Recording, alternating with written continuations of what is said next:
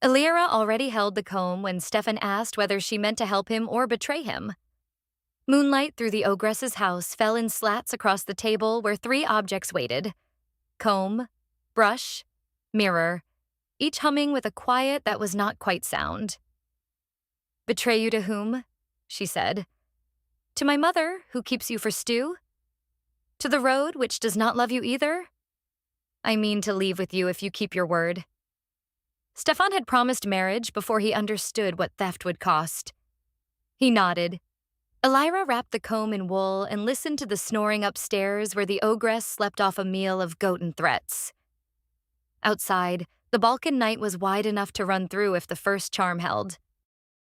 Stefan had come to the mountains hunting a stag the village said no man could catch.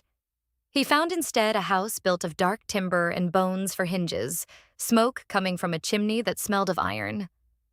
The ogress opened the door before he knocked and smiled as if she had been waiting for dinner. She fed him until he could not run. She locked the shed with a lock that laughed when touched. Her daughter Elira brought water without meeting his eyes the first day. On the second day, she met them. On the third, she said, "My mother will eat you before the weekends unless you do exactly what I tell you." Stefan asked why a daughter would betray an ogress. Elira said, "Because I am tired of watching guests disappear. Because you looked at me like a person. Because magic objects in this house belong to no one who sleeps well." Stefan learned the house by sound. Which floorboard sighed, which goat could be bribed with apples, which window the ogress watched when she thought no one knew. Elira taught him those things without romance and with the urgency of survival. Elira laid out the plan on the kitchen table while the ogress snored. 3 nights to steal 3 things, 3 nights to fail if a floorboard spoke. The comb first, it would grow trees if thrown. The brush second, mountains if thrown. The mirror last, lake if thrown. Each object bought distance.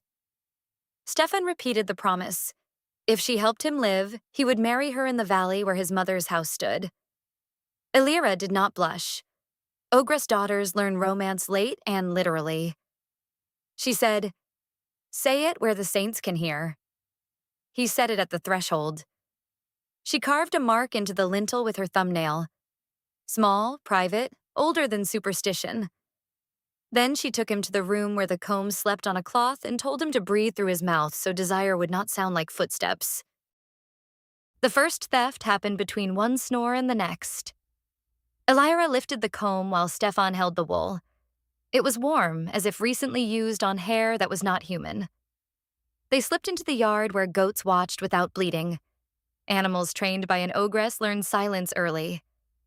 When the door hinge cried, Elira threw a bone from her pocket to distract the sound. They ran to the tree line. Behind them, the house belched smoke and a voice like grinding stones. The ogress stood on the threshold, vast and awake. Elira threw the comb backward without looking.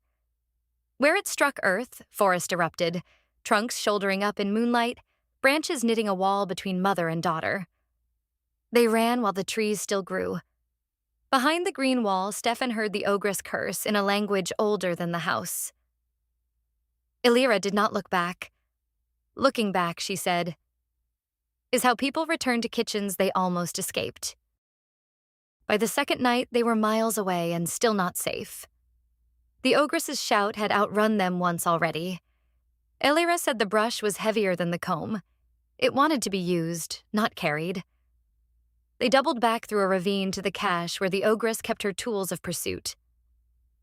Stefan distracted the goats. Elira took the brush from under a stone lid. This time the ogress woke before they cleared the yard. Her hand missed Stefan's cloak by a finger's width. Elira threw the brush. Mountains rose, not gentle hills, but sudden stone with snow on their teeth. The ogress roared on the far side, already climbing where no human road existed. Stefan pulled Elira onward while the peaks groaned into place behind them like doors shutting.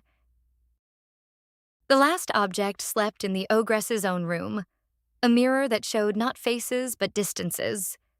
Elira said they would not survive a third chase without the lake. Stefan said they might not survive the theft.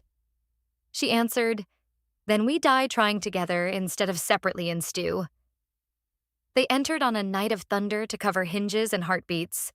The mirror came free with a sound like ice cracking. The ogress opened one eye that filled the doorway. "Run," Illyra said. Stefan ran with the mirror wrapped in his shirt. The ogress's stride shook the house. At the cliff edge, Illyra snatched the mirror and threw it down. Water answered, a lake spreading below them faster than any storm, dark and absolute. The ogress hit the shore as waves closed over stone. Stefan thought the lake would end it. Illyra knew better. Her mother had crossed worse than water to collect debts. They ran downhill while the shore still hissed behind them. Even drowned distance did not end pursuit. The ogress swam the lake as if it were a puddle. Illyra and Stefan descended into the valley on borrowed paths, while the sky behind them changed shape. Mother becoming hawk, becoming wolf, becoming smoke with teeth. Each transformation cost time. Each time they looked back, the world they had made with stolen objects held a little longer. Trees still stood. Mountains still cut the horizon. Lake water still lay between hunger and prey.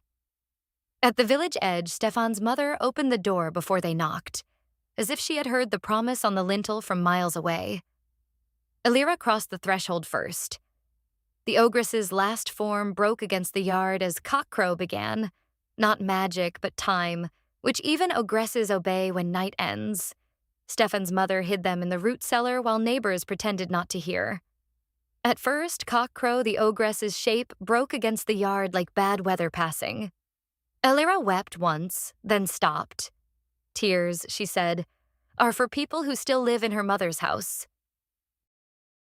They married in the valley church with goats from Stefan's mother's flock and no ogress in the last row. Illyra kept the lintel mark on a chain and never explained it to neighbors. Stefan hunted only what the village ate and never again for sport in mountains that remembered his footsteps. Some say the ogress still walks the far peaks as weather. Others say the comb, brush, and mirror sleep where they fell, waiting for hands greedier than theirs. Illyra says objects are only as cruel as the house that hoards them. If you remember anything, remember the comb in moonlight, mountains thrown like doors, and a daughter who chose the road. This was forgotten Fables. This was the magical flight. The Albanian tale of 3 thefts, 3 barriers, and love that ran faster than a mother's shape.